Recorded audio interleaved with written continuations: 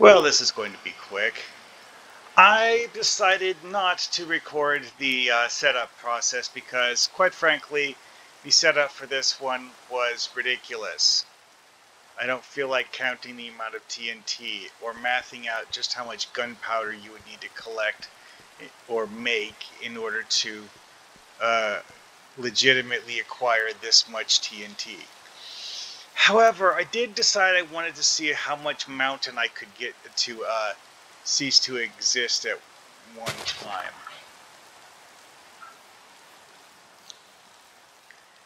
And yeah, running around quickly to show just how many of these holes I drilled. 5 spaces apart with an air gap so that uh, it will pass from one chunk of TNT to the next. These first two here I set up in a larger bore configuration where it's actually 5, but I realized how many of these I was going to need to do this entire section of mountain, and I decided that was too much work for all of them. Now to see how much of the mountain I can make evaporate all at once.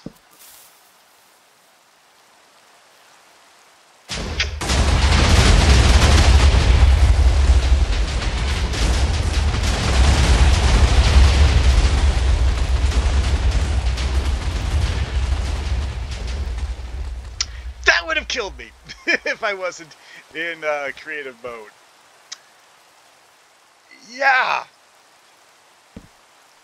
that left me standing in a smoking crater. Oh boy.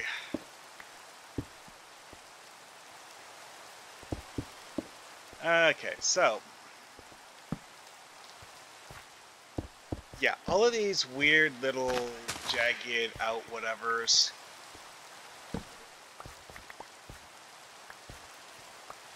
I don't really care about picking up dirt and rocks, honestly. I just do it as a habit. Anyway, so let's look down here. Now, you see there's glowing stuff here. That's because of the fact that this gigantic series of explosions didn't actually go down far enough to demolish all of the caves underneath the mountain. I wasn't actually trying to get it to go all the way down to bedrock. I'm actually just trying to get it to blast it off the part above sea level. So I put in an amount of explosive that I thought would work for that.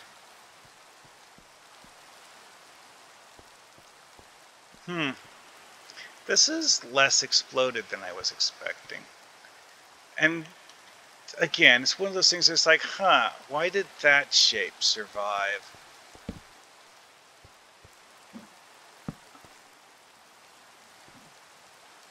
Just barely out of reach. Hitty. Anyways.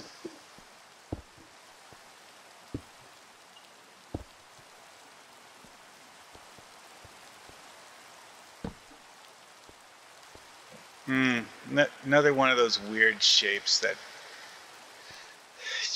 just barely avoided getting exploded, I guess.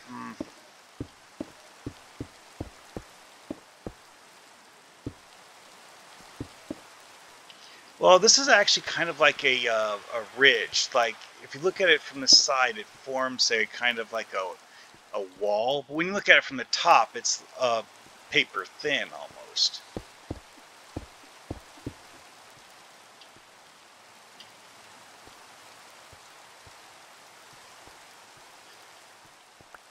Yeah, here's the thing that happened. Overspray. Or ejecta, whatever. These... Actually, you know what? The posts are actually in the right location. I didn't actually blast things off of it. However, what happened is that the torches got knocked off. I did have some ejecta coming over here though, because this here did get blasted a little bit, but it wasn't. Looks like it was an airburst, so it really didn't break anything. It just knocked the torches off.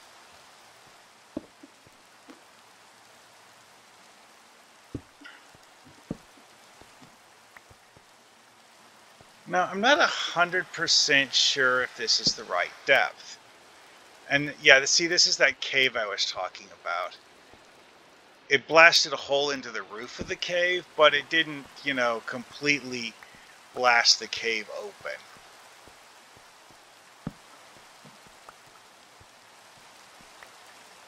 Oh yeah, I had an inventory that was almost completely empty before I started.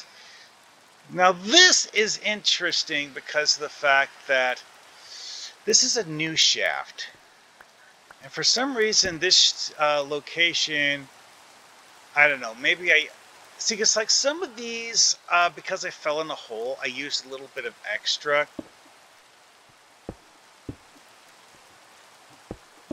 just to get out of the hole. That might be what happened here, is that it ended up blasting deeper because of something like that.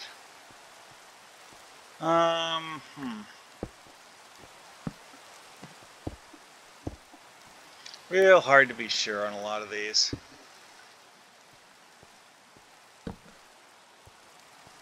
This area here, I think, is actually outside the area I was blasting. Because I did 2 rows going this way, but I did 2 more rows over here, but I didn't have them come all the way up.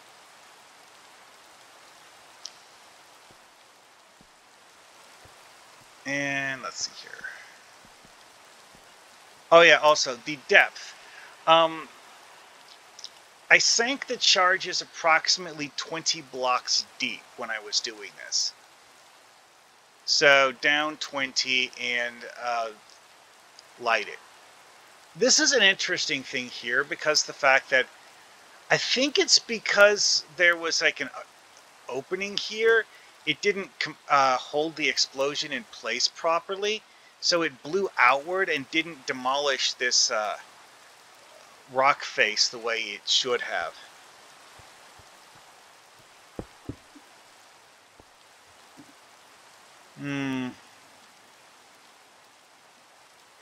Yeah, that's a leftover from a different blasting thing. That is a hole that I blasted on a different occasion.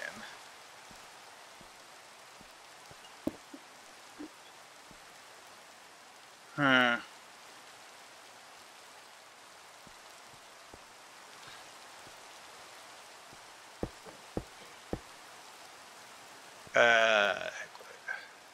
That was actually a survivable fall. I mean, you take damage, but not like lethal damage. Okay then, so let's see here. Like usual, the actual floor geometry is highly varied and erratic.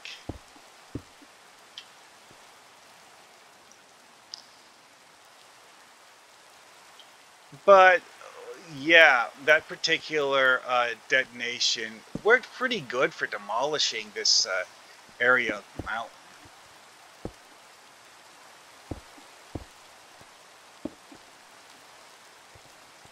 Yeah, one of the things that I've noticed actually about doing those 5-bore holes is that it does actually give you a wider shaft. But when I say wider, that's a matter of averages, not really a consistent width. Because it tends to jump around a lot. It gets scattered in a way that isn't necessarily productive. I really need to get to the top of this thing. Well.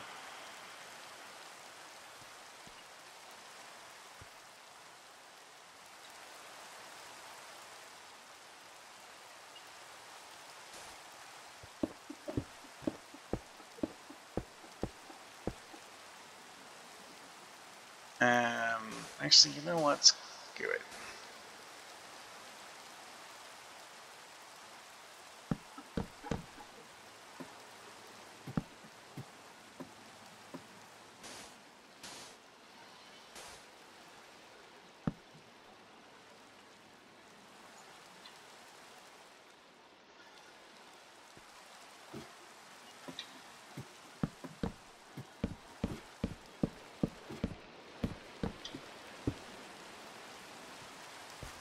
All right, there.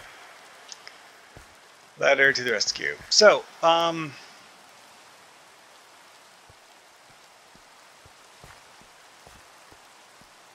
again, this is a hole that previously existed. I think. Anyways.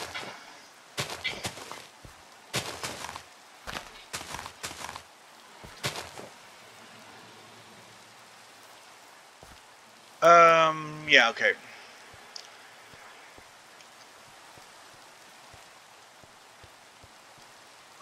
Dang it. I think this is the area I got blasted to. It's hard to remember. I blasted so many holes in this mountain, it's hard to be sure which is which. But, yeah. This part here just feels weird. Not sure what's wrong with this. Because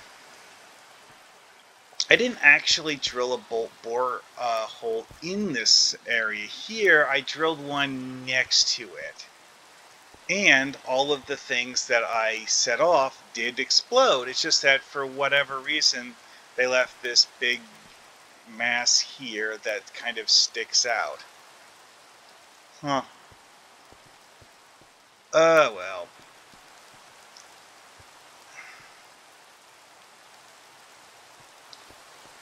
Yeah, the whole 5-bore thing, that's part of the reason why this is so... Actually, no. This is an example of a hole I made with a 5-bore, but on a different occasion.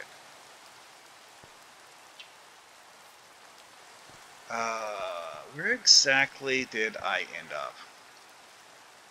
I think I was over here. Oh, you know what?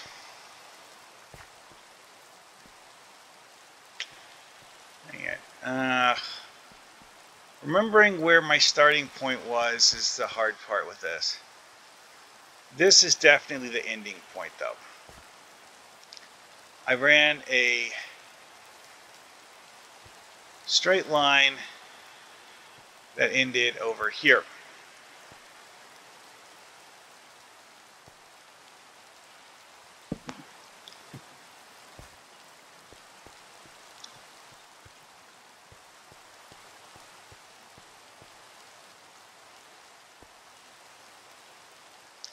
Yeah, this is where I put the 2 5-bore holes, I think. And that area got extra blowed up. That chunk that's sticking out, I think that's actually an indicator of an area that's beyond where I was doing this explosion. Okay, then. Alrighty, well. That is a gigantic freaking hole.